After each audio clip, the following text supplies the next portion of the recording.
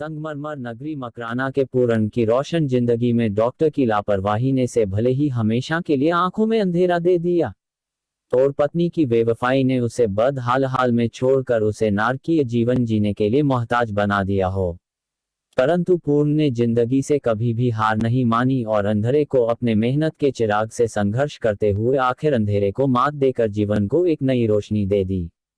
जी हाँ, हम आपको सत्य बता रहे हैं। दोनों आंखों से स्वस्थ पूर्ण प्रजापत मकराना के जीवन में एक ऐसा मोड़ आया जिसने आंखों की रोशनी छीन दूसरों का सहारा लेने पर मजबूर कर दिया।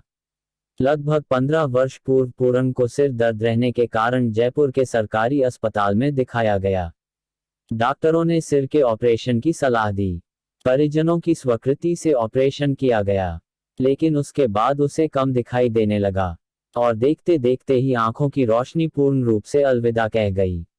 बेहद गरीब होने के उपरांत भी कर्ज ले लाखों रुपए खर्च करने पर भी रोशनी नहीं आए और डॉक्टरों ने भी हाथ खने कर दिए। इसके बाद शुरू हुआ जिंदगी में तूफानी तबाही का मंजर।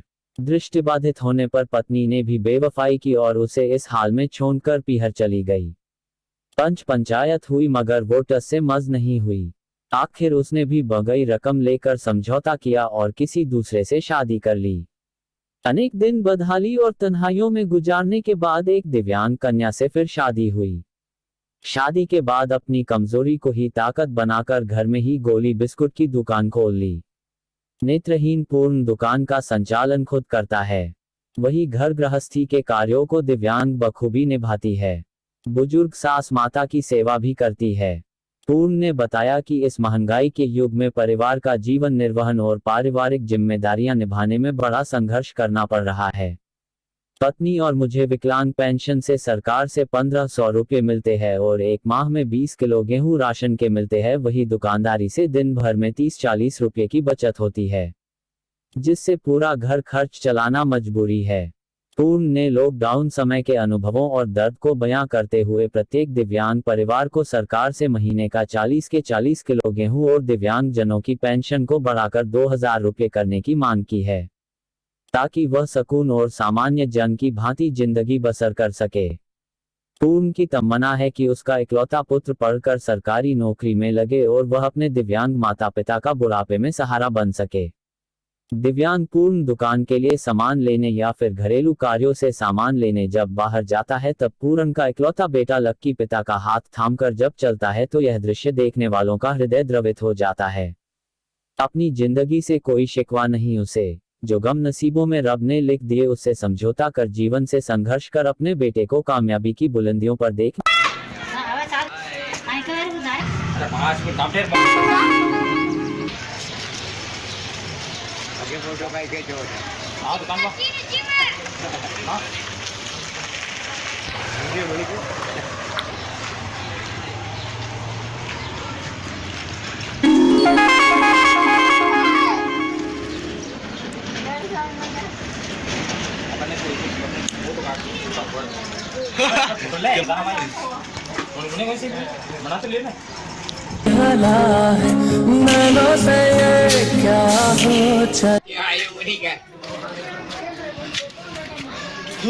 ये है पूर्ण जी, दुकान चलाते हैं।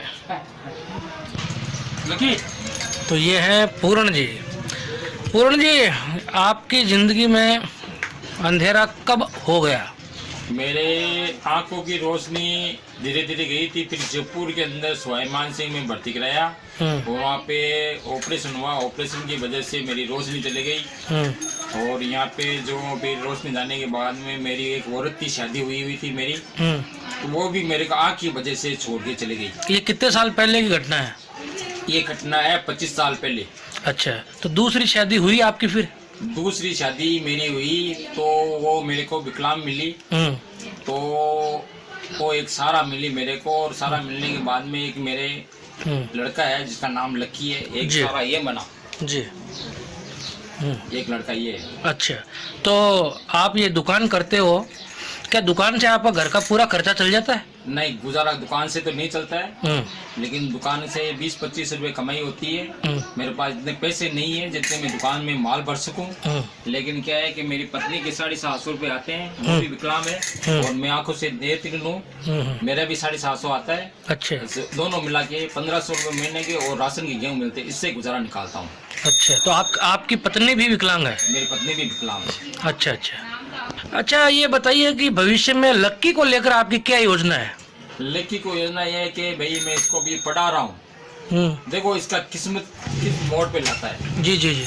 और ये अगर नौकरी मिल गई तो ठीक है, मैं पढ़ाऊंगा। हाँ। जितना हम कोशिश करेंगे मेरी पेंसिल से पैसे से या कुछ पैसे से मैं इसको पढ़ाऊंगा, जितना पढ़ेगा। नहीं पढ़ेगा तो हम दोनों बाप बेटे कोई गुजारा करेंगे। अच्छा, और तो रास्ता है नहीं। यानी आप ये चाहते हैं लक्की पढ़े और कुछ बनकर दिखाए, ताकि हमारी जो जिंदगी है उसमें रोशनी वापस हो जाए। जी जी। और आपके परिवार में कौन कौन है? और मेरे पिताजी थे पहले, थोड़ा गुजारा चलाते थे मेरे, और वो पिताजी भी गुजर गए। और मेरी एक माँ है जो अभी उनकी पेंशन आती है 1000 रुपये विधवा के, वो भी पैसे घर घर जमी जाता है। अच्छा।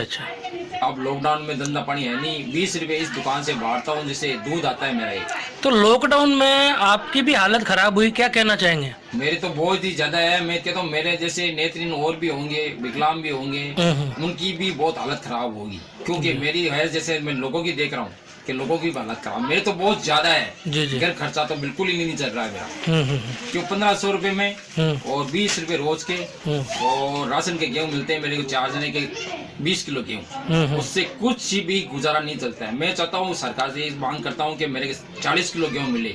जी। मैं चाहता हूँ 40 किलो गेहूँ मिले, और मेरे 40 किलो गेहूँ मेरे महीने पर